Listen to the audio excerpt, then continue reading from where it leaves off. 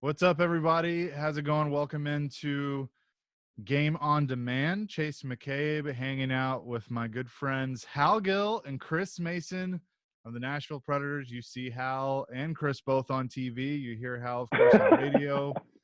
And it's good to have you guys. How's it going? It's going great. Great. I like the backdrop there too, Chaser. That's, of course, how could you expect anything less from the Constable?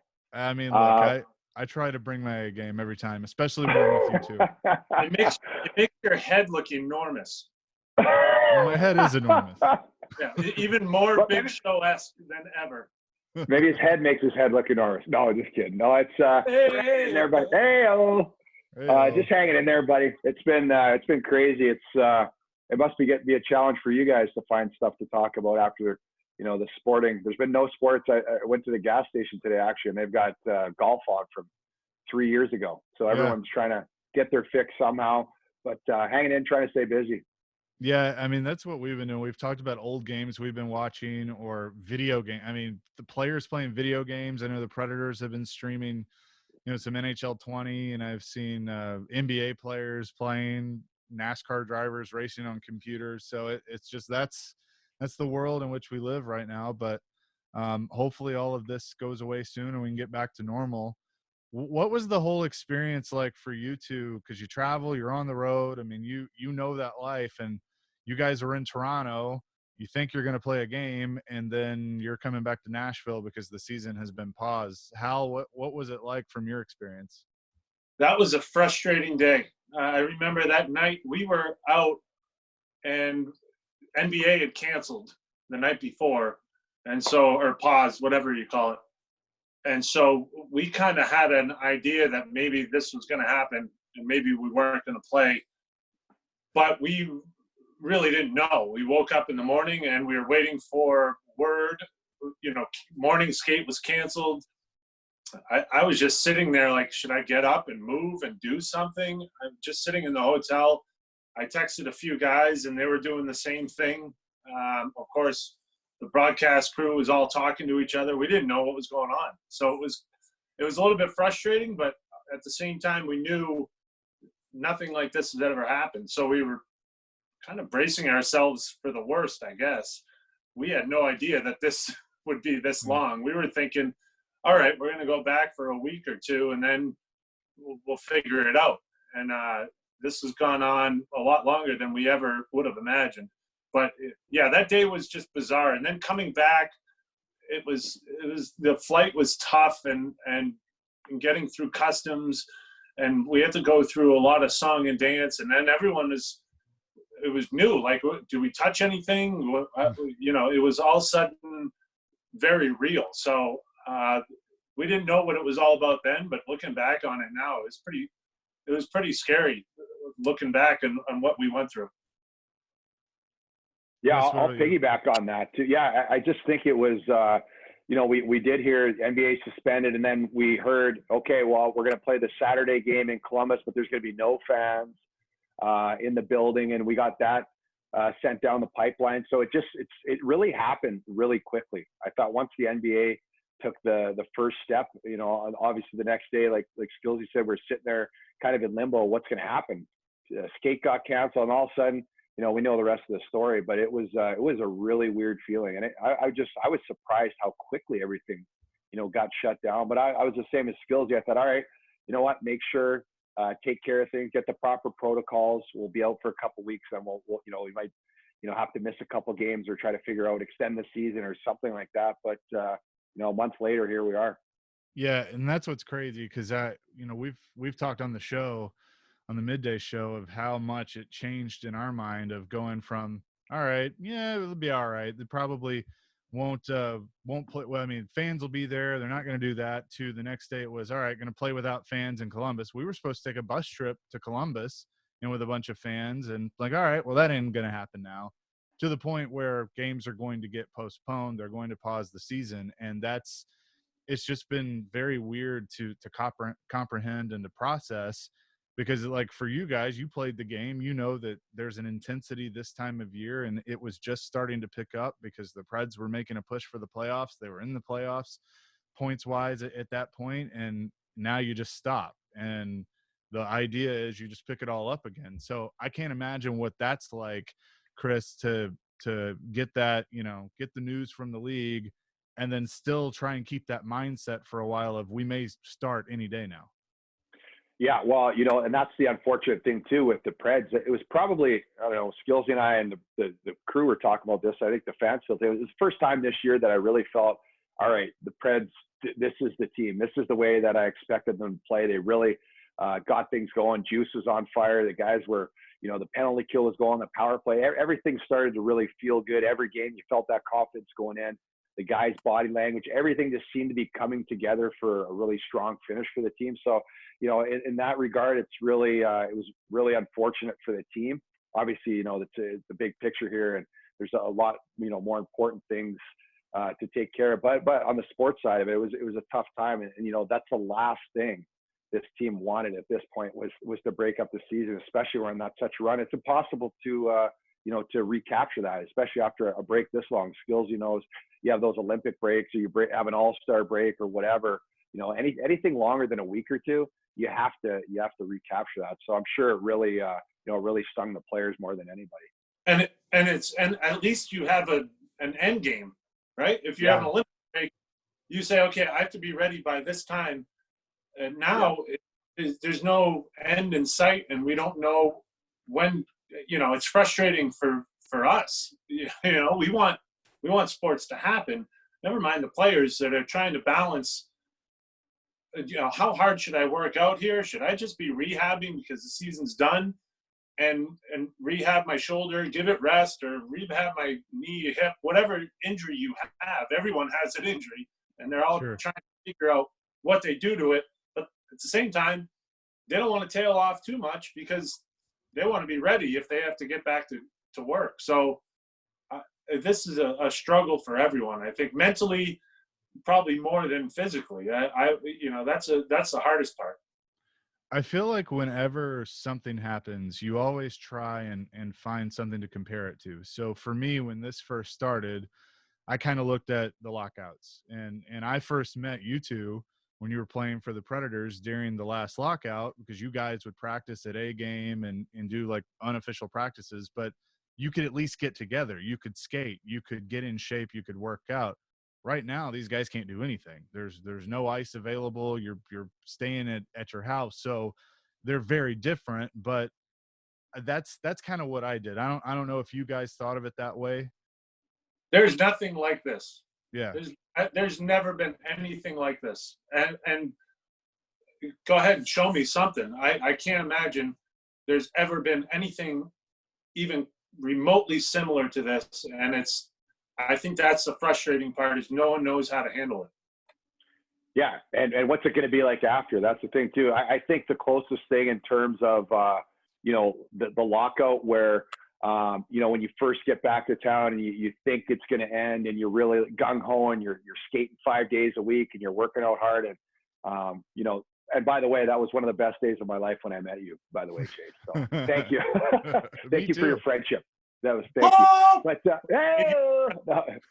no, but it's tough though. It's because you don't know. You never knew when that was going to end, and you fall off. It becomes more of a challenge. You what do? You train 5 days, like Skills, you said. You start rehabbing your shoulder. I'm sure all those types of things. The players are going through the same thing. Mentally, it's just it's a grind for everybody. You see a lot of social media posts about what people are going through, and like Skillsy said, though, this is just unprecedented, especially at this point. The first couple of weeks, hey, it's not so bad. I get to take a break and heal up a little bit and work out. We'll be back before you know it. But now, I mean, there's no real, feasible end in sight. How difficult is it to fathom? And the Preds have been through so much this year of being in the playoffs, out of the playoffs, a coaching change, John Hines coming in, and as you were saying, Chris, finally getting things where it felt like this was the team that we all thought they could be. That no team looks the same from one year to another. There are going to be changes. Players are going to leave. Players are going to join. So how tough is it to think that you might not get to finish what you started? It may have ended on that last road trip, and it's going to be incomplete, and there's nothing they can do about it. Well, I think that's like anybody, when you don't get a chance to see the end of the story. And that's unfortunate because, it was like you said, it's been such an emotional up and down year for this team. They get the coaching change, and finally they start getting things going in the right direction and, playing to their capabilities. John Hines really did a good job of, gradually getting these guys to buy into the way that he wants the team to play. And it just seemed like, at the pinnacle of that, this whole thing shut down. So that's a tough, especially for older players, skills, we both know. Our careers kind of went at the same time, and it was a lockout, had a lot to do with that.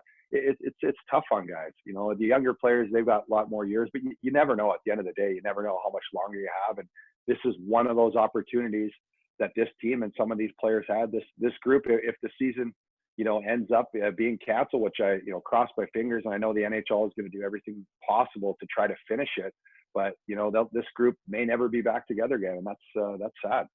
Well, go through it individually. You have a lot of different aspects. You have Saros, who's playing really well. Trying to take an NHL starting goaltender job is not easy, and he was starting to fight for it. And Rene has a bad game. He's not playing. He wants more than anything to come back and prove himself. Right. You have, Roman Josi has a Norris Trophy year, and he's ready to take it. Carlson's dropping off. Yeah. Josi's picking up. He's got it. I feel like he was trending the right way to win that Norris Trophy. You have Ryan Ellis, who's healthy. He's coming back. You have Jared Ginordi, who's coming in and playing great hockey and fighting for a spot. I mean, this is big money he's talking about. If he can solidify himself as an NHL player, now that's dropped off. Dante Fabro is coming in. He had an injury. He's coming back. He's starting to play well. Dan Hamhuis is, keep going through the list. Like, Hamhuis, he doesn't know how much longer he has. He wants to win. This is his year. You go, Nick Bonino is having a career year, playing great hockey. He wants to keep going. Rocco Grimaldi gets a contract, and he wants to keep proving himself. Craig Smith, a contract year. Granlund, a contract year. Go through the whole team. Everyone has something to fight for. Never mind the guys like Duchesne, Johansson, Arvidsson, Forsberg, right, that are in this thing, and we're starting to come around right when everything dropped off. Those guys, if they start to heat up, they knew that if this team started to click at the right time, they were going to have a chance to win something. And doesn't happen. I'll tell you, it doesn't happen very often. So to a man, all the way up and down that lineup, it's frustrating. I'm telling you, it's not easy for these guys. I'm sure they're sitting at home. I'm pulling my hair out, and I don't even get to play. I'm sure these guys are fine. So let's look at some of the scenarios that have been out there. I mean, we've seen all these reports, and it's not just the NHL. I mean, baseball possibly going to Arizona, the NBA taking over Vegas. I've seen with the NHL, North Dakota, like a place that they could take over, low population, to try and finish the season, get playoffs in. How would you guys like to see them attack that? Because I know some players, want to have the regular season come to an end because you have to get warmed back up. You don't want to just jump into intense playoff hockey. Some want to see maybe a tournament where you let more teams get in. Chris, I'll start with you. How would you go about doing it? Well, I don't know. I really hope they do. From my standpoint, I'd be open for anything. I'm sure a lot of the players, if the NHL or any, sporting organization is going to resume play, they're going to take all the proper precautions and make sure it's safe for everybody. So however they do it, I mean, it's going to be tough. And the longer we go, the more difficult it's going to be. They've talked about having, maybe a play-in for, the 7 to 10, 7 plays 10, 8 plays 9. They do that in Europe. But you have to go outside the box to be able to make this happen. But I think, the integrity of the NHL playoffs, most important thing here is getting the playoffs, awarding a Stanley Cup winner. So you have to see those 7-game series, all 4 rounds, have to be 7-game series. However they get there, I mean, that's going to be the part where I think they have to get creative. If they do that tournament style, to add a couple teams that are on the bubble to give them the opportunity to get in, I'm for it in this situation, but I think all 4 rounds definitely have to be a best of 7. Yeah, I don't necessarily agree it has to be a best. I think the last 2 rounds have to be a best of 7. I would be okay if it was a best of 5. I think if you go best of three. You can't do it. It just doesn't work. I would, if you're going to try and squeeze it in, I'm okay with 2 rounds of best of 5. The way I would see it is you have guys go out and try to make it work wherever there is a chance. If you're looking at North Dakota, I don't care. Go out to Red Deer, Mace. Let's go. It's dying to have someone on it. Make it work. Find a spot where you can. I mean, there's a lot that's going into it. Is it a hotbed for Corona? Like, is there a lot going on there? You want to stay away from those places. You need a place that has hotels where players can quarantine, where media can quarantine. You need to have all of this stuff. But I would say, I'm sure the NHL is going through every possible, anything they can think of to make this happen.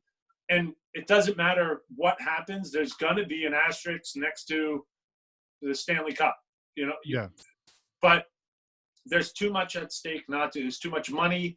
There's too much for the NHL not to finish a season. There's too much to be lost not to say, let's give it a try. I mean, we had, you had shortened seasons through the lockouts and the strikes and all this stuff. You make it work. And there's an asterisk. Okay, it was a lockout season. It was the Corona season, but it's still, people want hockey. And I think the NHL has to do everything they can to make it happen. So let's add this aspect, because you guys know how intense the playoffs can be. How you want a Stanley Cup. You know the grind that you have to go through, and you also know the energy that are in those buildings. We all remember a few years ago when the Predators made the run to the Stanley Cup final, just what Bridgestone Arena was like. You're not going to have that. I mean, because with any scenario, I feel like there won't be fans, at least to start, probably through the whole thing. So how does that change from the player's point of view of not having the energy of a crowd when you're playing these games? It's huge. It's huge. But going back, I mean, you got to make it happen.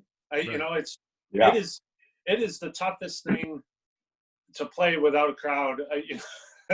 Not to make fun of Florida, but you go down there and you look dressed like a seat night, and you're like, oh, this is miserable. But you play the game, and once you get into the game, then it's okay. I mean, you're throwing away home ice advantage, basically. Yeah.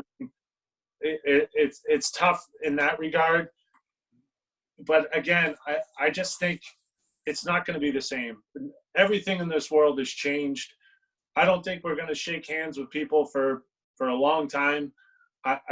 This is just one of those other changes that people are going to have to deal with, and it's not ideal. I'd love to go out and watch a hockey game right now with a packed house and watch Bridgestone go crazy, but it's just not going to happen. I think it's going to be for a while. But if you can make people at home, I'm telling you right now, I'd give anything to sit, and I'm sure there's everyone out there, I'd give anything to sit back and watch hockey, real hockey happening, and playoff hockey would be even better. That would make this whole thing a lot better, and I think it's part of the healing process, and I hope the NHL tries to make that happen. Yeah, well said, Skills. Yeah, I agree 100%. I think, it's never going to be the same. This is life, history-altering type of scenario we're in here. And to think about, I started thinking about what it would be like to play with no one. Even when you go to a building, there's not as many fans and it's not packed, you still have that energy when the goals are scored or the hits or the fights or whatever. You get that response from the crowd, that feedback, and the home team is able to get momentum. But I was thinking about what was it going to be like in Columbus? Are they going to have the game ops going, the music going? They'll have to have that type of situation going. But man, to make a big play or to score a goal and there's nothing, the only noise you hear is from the players, right? So they're going to have to watch what they say out there too. It's going to be a really, if they're able to pull this off and find a way to finish the season and to make the playoffs happen, it's going to be like nothing we've ever seen. That's a great point. Hey, Can you imagine you? Oh yeah. Oh yeah. Oh, everyone is going to hear everything you say. It would actually be pretty comical. it would be like all the conversation, the refs to the players, players to the refs, the coaches screaming at the ref for a bad call or whatever. Like you're gonna hear it's gonna be nuts. I had never thought of that. That is awesome. Well, I mean, it's awful the crowd wouldn't be there, but what a treat that would be to. I'd love to just listen to Matthias Ekholm the whole game. Yeah, the back and forth at benches. Oh man. See, and that's another element though that, like, I watched WrestleMania over the weekend, and they had a empty building, and so you could hear the conversation between the two wrestlers, the chirping back and forth. It would be even more intense in a hockey game. NBC. No, it's not real, right, Chase? Yeah, it's scripted. I'm aware. Okay. I still watched it. Like, okay. No, I just want you to know, like, when they're talking, it's real. Is it real? It's not real. I don't know. Oh, it's not. Okay. Okay. I want to make sure I was. But yeah, I think you bring up a good point with the chirping. Yeah, Gronk was there. He's a champion. He won a championship. How about that? So through all this, what have you guys? I mean, we've seen the videos that, you know, how you stone cold some beers like a champ. That was fantastic. That was unreal. You've been Spider-Man, Chris. I mean, you've done different things. You guys have always been on social media and like kept in touch with the fans. But what's it been like for you not having anything to do, just having to stay creative? You know, it's day to day. That stuff is fun, and we really like doing that. Our broadcast crew, you know everybody well. We got the best crew in the league by far. But I miss my people. I really do. It's fun doing that and coming up with ideas. And, you know, we have a group text chain going, and we'll do, you know, some Zoom meetings, little Preds broadcast happy hour. Bob will tell us some serious stuff of some issues we need to, you know, some team initiatives that we need to take care of. And then we'll just catch up, and it feels good to talk to your people again. But at the end of the day, you know, it's like anybody, good days, bad days. You get excited about doing stuff, and then some days you're just like, man, I just don't feel like doing anything. What's the point? But, you know, we try to do it. And people, I love the response on Twitter and Instagram too. They're like, you know what, that was great. 2 minutes out of my day and made me smile and laugh. So that's kind of why I really like doing it. I like doing it anyway, but that makes me keep, you know, wanting to do it. Yeah, no, I actually really enjoy being engaged with people and getting responses back on Twitter and Instagram. You know, for the most part, we're just having fun and being morons. Yeah. Well, I should. Mace is like father of the year. I'm like, every time I'm like yelling at the kids. I just got done remote learning and teaching, and I'm yelling at my kids like, leave me alone. I need a nap. And then I go to take a nap, and this guy's climbing a tree as Spider-Man. Hey, well, you're Mr. Gill. Mr. Gill. How do you compete with that? Like, I'm like the father of the hero there, and I'm like, all right, now get back off the couch, and I'm like, all right, let's go. I guess we're gonna have to go play ball hockey or rollerblading or biking, whatever. You know, we're just killing time. But yeah, it's fun to get on social media and do stuff, and I do. I miss our crew more than anything. I think we got the best crew in hockey, and I think people appreciate it that, you know, when we're on the road and we're together, we have a ton of fun. Like Pete Weber and I have the best time ever, and I miss hanging out and just, you know, shooting the fecal matter, as he would say. That was his thing. And then I miss the TV side, hanging out with these clowns and hanging out with Mace. It's hard when you're with someone and you're best friends with them. And we really became, over the last 3 years that I've been here, we've been tight. And so when it's ripped away from you, it's tough. So it's nice to catch up on Zoom and do all that. But yeah, it's lonely, man. I won't lie to you, it's lonely. Oh yeah. Yeah. Yeah. It's funny being around you guys. Like you do seem like best friends. You are best friends, but you only played 1 year together, right? Yeah. Yeah, we did. But we Skills and I both came into the media. I was here doing a little bit of the radio before, and we both came in at the same time. And I actually got to know Hal so much better doing this because we're working together. We're trying to learn this craft together. We're trying to come up with, innovative, different ways to attack social media. And obviously, we spend a ton of time, Lindsay and Kara, we got to know them over the years. Willie Donnock, as you guys know, one of the nicest people I've ever met in my entire life. And Pete Weber and Terry Crisp, two legends who took us in under their wing and really embraced us and want us to do well and really have given us some great advice and guidance. And we become a family. And, it's our team. And that's the one thing as a player going over to the other side is I didn't really know at first. So I didn't know, am I going to like this? I don't really know what I'm doing. Is this, is it going to be, fun without, hockey players who have been my team and my friends my entire life? And I fell in love with it. I feel like so fortunate that I had this opportunity and especially with the group we have. I just really can't say enough about, everybody and Bob Cole as well, who put this whole team together. He's the best boss anybody could ever ask for. So it's been a huge blessing. And I'll tell you, I miss it more than anything right now. So I have to shed a little light on, like, when Mace and I were playing, I think the first time we met, correct me if I'm wrong, Mace, is I was at Corner Pub. We had like yeah. Thursday night. We had a group that would go for Thursday night football at Corner Pub. And it was like, maybe 10 guys that would show up and just watch the worst football game of the week. But biggest game of the year. I tell my wife, like, hey, hon, this is the biggest game of the year. I gotta go. Like, the guys are going, I'm going. It's a huge game. And so the first time, I think Mace might have been a little bit late or something, but I was in one already. We were having a good time, and that was Mace's first glimpse at me, and after that we kind of hit it off. And if you don't get along with Mace, there's something wrong with you. It's the nicest guy in the world. I hate him for it. I hate him because it's like you can't live it. Hey, you are too. You do the shell and you try to cover it up. But you're one of the nicest guys ever. No one's buying that. Yeah. No one's buying that. It's okay. It's okay. But we just it was awesome. When I was looking at taking this job and moving down to Nashville, he was the guy I called and it was awesome. We worked it out and talked it out, and it's been awesome. So this makes it that much harder when he's away with his family doing Spider-Man and drawing and creative things, and I'm over here banging my head against the brick wall. It's that's the beauty of social media.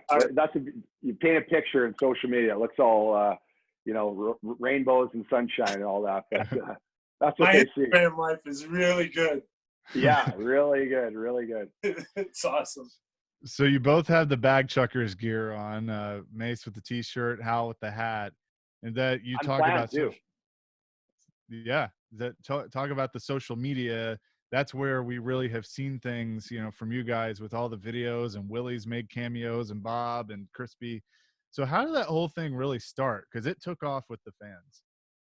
Well, I'll tell you, we like we mentioned before, we're always looking for things to do on social media. And Skillsy, one trip we're in Montreal, and he says, because him and Odie, we're bag chuckers, Jeff O'Neill, and he says, are there any more bag chuckers in the league? And Skillsy is, I don't know. And the guys don't do that anymore, and it's it's kind of a lost art. So Skillsy suggested, he's like, hey, should we take a video of this? Just me going in the room and then explain what it is and chucking his bag. I'm like, yeah, let's do it. So we did it, and it went absolutely crazy. It got like over 100 and some thousand views, like right off the bat. Everybody can relate to it when they travel, or whoever travels, anybody that does it, they go in and they chuck their bag, and then they go back, to the bar or wherever they go for coffee, go walk around. So we did it, and then it took off from there. So we always kept thinking of like new ways, new angles, getting more people incorporated in. It was, it's been a blast. That's been a fun part of our social media for sure. And the best is that, like, Mace is super creative. So we'll be on the bus going into a city, and he'll be like, okay, what if you're walking down the hall and Lindsay Rowley passes you because she's more excited about chucking her bag than you are? And what if we got, he's got this grand scheme in head And I'm just like, yeah, whatever. As long as we get to check our bags and go out, video it. And then can we move it along though? So we've been pretty good. Every video we've had has been pretty close to one take. Yeah. Yeah. Like, yeah. Chase has been part of one of those. Hey, that didn't work out. Let's do it again. But there is a bit of a rush to get this video in and then get out. So not easy. But it's the mentality. Mace is a director, and he frames it. He gets the camera up and he's framing it. It is fun though, and the best is like the broadcast crew. Everyone's like, "Can I get in?" Bob Cole is. Can I do a bag chucker? Let me do one. And poor Willie takes a beating. Poor Willie is always the guy. He sells it though. That's what's so great about it is he sells it perfectly. Not once. Great.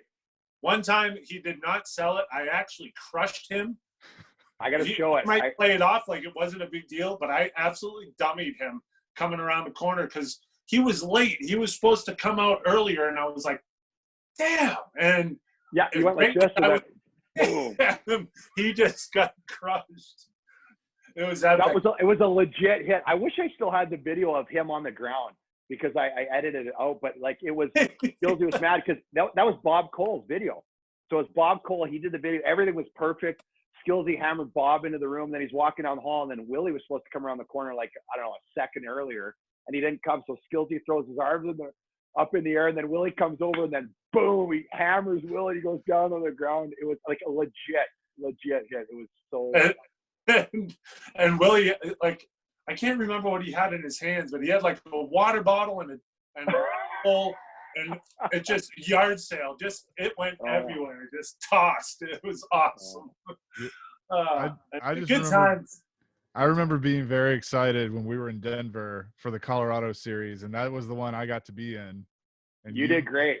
It was fun. Hal goes and opens the wrong door, or he's trying to open the door, and I open the door. We just kind of look at each other, and it was like, walk off. That was awesome. And then when he walked by, you're still out there like wondering what the hell's going on. Yeah, what is this? And then he walked by, and then you look back, and okay. Oh, that was great. That was great.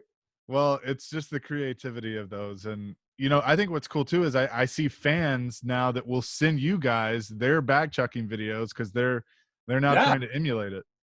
I love it. Keep them coming, guys. Yeah, keep them coming. They're awesome. And you know what? This is the thing too. It's like kids will go to hockey tournaments. They get their parents. They chuck their hockey bag in the hotel room. Then they turn around. They're going for milkshakes. And we get everyone the Predsican, Ultimate Predator. Everybody's doing it. So yeah, keep sending it. We'll start sending those out. I mean, I guess there's no one going anywhere right now. Yeah. But I got another idea. I'll talk to Skillsy after about what we can do here. So. Oh, here we go. See? That's how it starts. The wheels are turning. The wheels are turning. Real quick, before I let you guys go, on Saturday, we're going to replay games 3 and 4 of the 2004 playoffs, which were the first home playoff games in Predators history. Mace, I know you were there. You were a part of those. And to see it then and to see it now, what was it like for you personally and as the team, for getting into the playoffs for the first time and then those first couple of playoff games at home? Well, you're 2017, right? 2004. Oh, 2004. Oh man, yeah, that was it was weird. Back in the day when the Preds were an expansion team, and to that point, kind of scratching and clawing just to get close was always good enough. Barry Trotz, we didn't have any star players. We had a bunch of role players that were just hardworking guys, and they really built. I think the Preds did a really good job of building kind of an identity of what it was to be a Nashville Predator type of hockey player. But once we were able to finally get in, I think that's when you saw the organization shift in terms of expectations, the types of players that wanted to start coming to Nashville. It was a special feeling, and to hear the fans, they were so supportive. Even when we had nobody, we had a bunch of guys getting their chance to get in the. That's maybe the only reason why I ever made the NHL was because I was lucky enough to get traded to the Nashville Predators, and I got an opportunity. And a lot of the guys back in those days were those types of players, and we didn't take anything for granted. We really made a connection early with their fans. That was one of the biggest things that David Poyle wanted to do with this team is get out in the community. Barry Trotz, you guys know him, was one of the nicest guys, ever on this planet. He cared about his players. He cared about the fans. He cared about the media. And you had that connection with the fans. And that was part of building that. And when we finally got to make the playoffs, it was such a special moment. It felt like a huge accomplishment, not winning the Stanley Cup or anything, but a really big step in terms of getting the organization from, the ground level to building it up to, where's a credible team, and you get respect, I think, as an organization. It felt good to be part of that. Well, cool. Well, hey, it's good to see you guys. I wish it was in person. I wish we were on the road somewhere for a playoff matchup, but hopefully sooner rather than later, we'll be back to doing that again. But take care, Hal. Have another one, and we'll see you very soon. Don't worry about me, bud. All right, guys. Thanks. Great talking to you. Yeah, take care. Thank you, Constable. You're a gentleman and a scholar. Hey, you bag checker. All right. See you guys.